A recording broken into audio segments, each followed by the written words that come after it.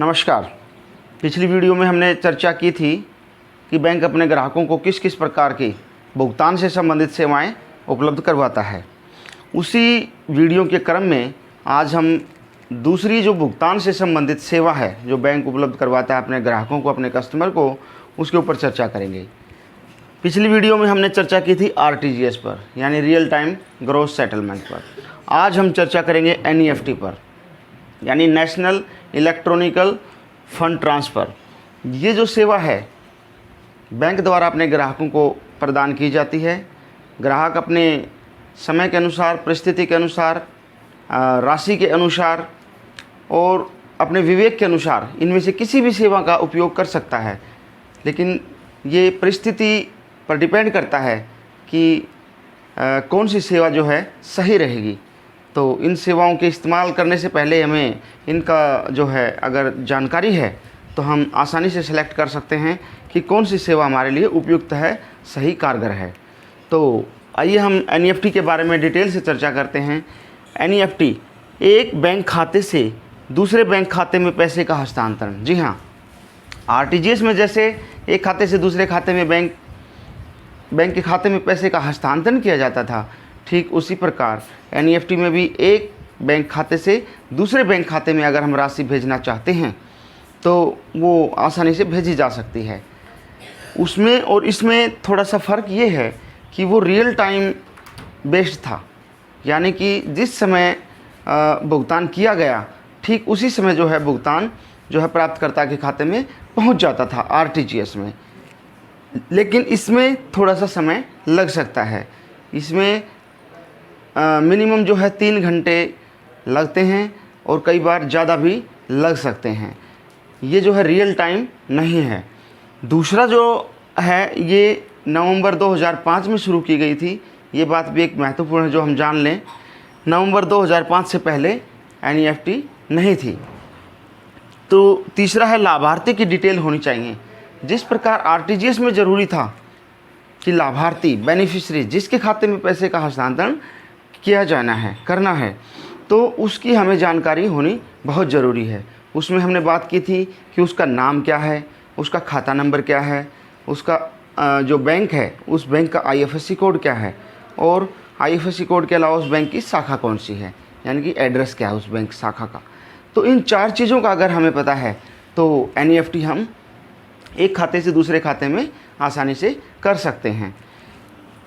तीसरा है 1 रुपये से 25 लाख रुपए तक जो है एनईएफटी के माध्यम से हम ट्रांसफ़र कर सकते हैं। जी हाँ, आरटीजीएस में जहाँ कम से कम 2 लाख रुपए और मैक्सिमम की कोई लिमिट नहीं है, 2 लाख या 2 लाख से ज़्यादा का अगर हस्तांतरण करना है तो हम आरटीजीएस का जो है चुनाव करते हैं। अगर हमारी जो हस्तांतरण योग्य जो राशि है जो एक खाते से दूसरे खाते में भेजनी है, अगर वो कम है, यानी कि 1 रुपये से 25 लाख रुपए तक है, तो हम एनईएफटी का प्रयोग करते हैं, आरटीजीएस का प्रयोग नहीं करते।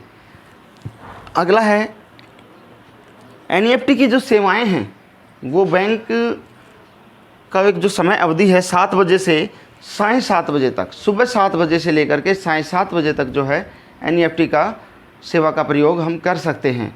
अगर इससे पहले है या इसके बाद है तो वो नेक्स्ट जो है डे में अपने आप ही ट्रांसफ़र हो जाती है। अब नेक्स्ट डे में उसकी डीलिंग होगी, ठीक है।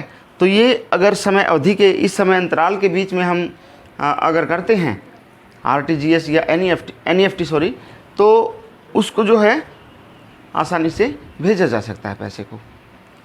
जैसे आरटीजीएस में ये समय सीमा थी सुबह 9 बजे से लेकर के साढ़े 4 बजे तक, और सैटरडे को 9 बजे से लेकर 2 बजे तक थी आरटीजीएस में। यहाँ एनईएफटी में ये जो समय की सीमा है ये सुबह 7 बजे से लेकर के साढ़े 7 बजे तक है, ठीक है। इसके बाद जो है सामान्यतः जैसे हम बात कर चुके हैं 3 घंटे का समय जो है पैसा हस्तांतरण होने में लगता है, जबकि आरटीजीएस में जो रियल टाइम है, वास्तविक समय पर जो हस्तांतरण हो जाता है, उसमें प्रतीक्षा नहीं करनी पड़ती, वेटिंग टाइम जो है उसमें नहीं होता है। तो दूसरे अदर हैंड हम अगर देखें एनईएफटी में जो है समय लगता है थोड़ा सा। अगर हमारे पास समय है समय की हमारे पास कोई प्रतिबंध नहीं है, तो हम जो है NEFT सेवा का इस्तेमाल कर सकते हैं और इसका इस्तेमाल करना चाहिए। अब इसमें और RTGS में एक अहम चीज़ जो है वो निकल के आ रही है कि जैसे इसमें हम देख पा रहे हैं कि 1 रुपये से 25 लाख रुपए तक इसमें ट्रांसफ़र कर सकते हैं। RTGS में कम से कम 2 लाख और 2 लाख से ज़्यादा। अगर किसी को 10 लाख का हस्तांतरण करना है या 15 लाख का करना है तो RTGS का प्रयोग करे या NEFT का प्रयोग करे। तो इसके ऊपर जो है विचार करने से पहले हमें इसके जो चार्जेज हैं या फिर समय सीमा है उनके ऊपर जो है गौर करना चाहिए। जैसे NEFT जो है इसमें बैंक के चार्जेज 10,000 रुपये तक जो है 2.5 रुपये चार्ज लगते हैं, केवल और केवल 2,500 रुपये लगते हैं। यहाँ तो हम NEFT का ही प्रयोग कर सकते हैं। RTGS जो है 2 लाख से नीचे प्रयोग नहीं की जा सकती है। तो 2.5 रुपये प्लस सर्विस चार्जेज जो बहुत ही कम चार्ज है, ये चार्ज लगता है। अगर 10,000 से 1 लाख रुपए के बीच में हस्तांतरण योग्य राशि है तो 5 रुपये plus service tax, service charges उसमें लगेंगे।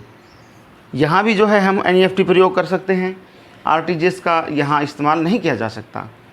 2 लाख से ऊपर अगर राशि है तो RTGS का इस्तेमाल हम करेंगे। आइए अगला जो है उसमें देखें, अगर राशि 1 लाख रुपए से 2 लाख रुपए तक है तो 15 रुपये जो है प्लस सर्विस टैक्स ये चार्ज जो है बैंक काटता है।